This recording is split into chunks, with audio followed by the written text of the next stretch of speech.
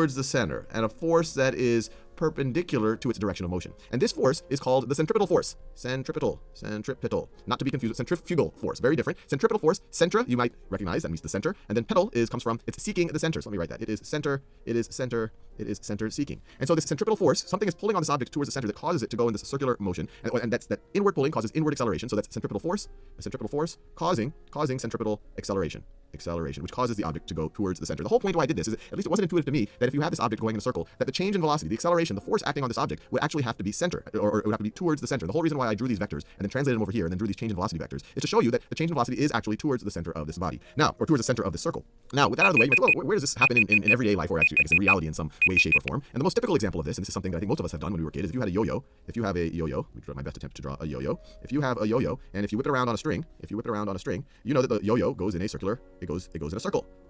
Even though speed might be constant, or another way of thinking about speed, the magnitude of its velocity might be constant, we know the direction of its velocity is constantly changing. It's going in a circle. And what's causing it to go in a circle is your hand right over here pulling on this string and providing tension into that string. So there's a force. The centripetal force in this yo-yo example is the tension in the string that's constantly pulling on the yo-yo towards the center. And that's why that yo-yo goes in a circle. Another example that you are probably somewhat familiar with, or question, and we're going to start using probability with Venn diagrams. So first of all, in the last video, this is the sort of Venn diagram we had, where you have a dot beside each number, and so that dot means that, say, number 1 is in the set of A, okay? So that's just an important distinction, so that means A is the set of 1 and 2. It's kind of terrible square bracket, but 2, or B is the set of 2 and 3, and then U up here has 4 different items in it. There's 1, 2, 3, and 4, okay? So that's important just to note for this, and now for this one here, it's a little bit different. So in this case, there's 1, 2, 3, and 4, they don't have the dot beside it, so they're very different from this one here. So what this means is, the cardinal number of A is 3. It means there's one item in this bit of A, and there's one item in this bit of A. We don't know what those items are, it's just the number of items. The same way that the cardinal number of B in this case is 5, so 5 items in the set of B, and altogether U is equal to 10. 1 plus 2 plus 3 plus 4 is going to be equal to 10. Okay, so that's just an important distinction, but they're very different, so just be careful if the dots are there or not. And the last one is this one here. So in this case, it's the probability of A and the probability of B. So it's not the amount of things that are in it, or it's not the name of the different things that are in it. It's the probability of, say, choosing something from A. So in this case, U is equal to 1, because all the probabilities always have to add up to 1. And in this case, say for example, the probability of A is equal to 0.6, because 0.2 plus 0.4.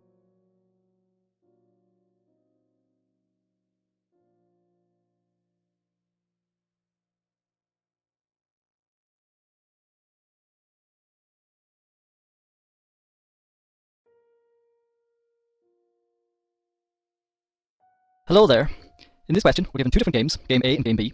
And Game A contains 5 different prizes, each of which have the same probability.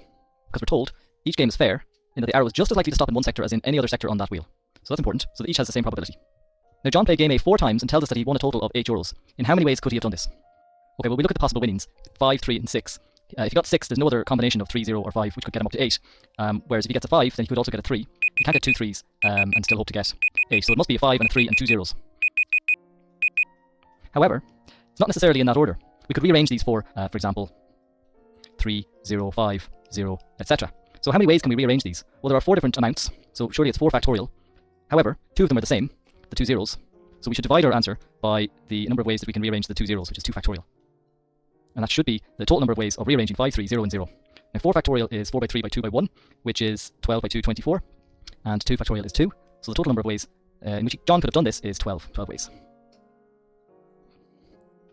Now, spin. Now the fact that we don't have a database anymore. Because our database in the backend is referencing, if you remember, our localhost. But since this computer now lives somewhere on Heroku, it has no idea, well, it might know what localhost is, but they definitely don't have a database called SmartBrain, do they? So now let's create a Postgres database on Heroku. But this video is getting already a little bit too long. So that's for the next video. I'll see you in that one. It's installing node modules. So it's running npm install for us and getting everything set up. And it's saying verifying deploy, done. Awesome. Let's do Heroku open and see if this actually works. And it's just hanging there. And don't worry, I did this on purpose. The reason it's not working is, instead of me telling you, let's figure out what's actually going on. There's another command that we can use, which is Heroku logs -- tail. And this gives us a log into what's happening in this computer where the server is running. All right, so it looks like everything is running. Node server is listening.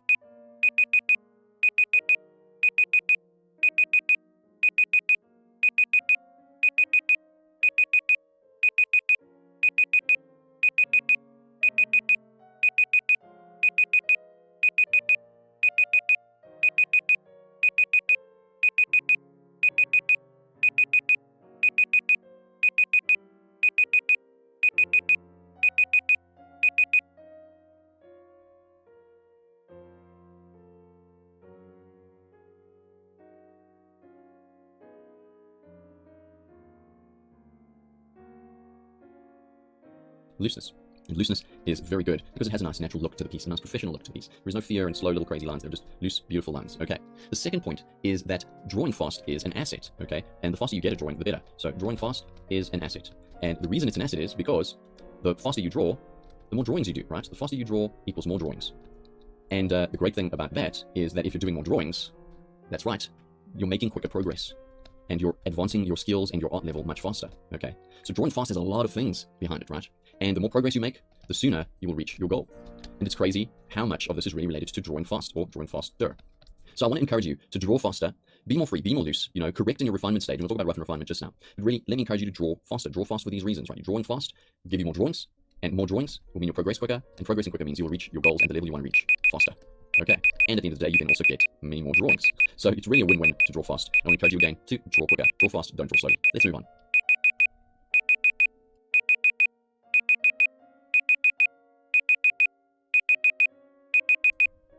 In this lesson, we're going to look at what is called the two-stage workflow.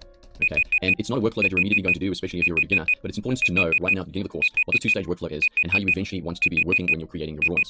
So first of all, what is workflow?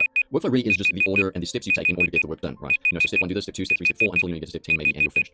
Now this two-stage workflow really involves two parts, right? And the first part is called the rough, and the second part is called the refined, right? And this is in regards to the rough drawing and the refined drawing. Okay.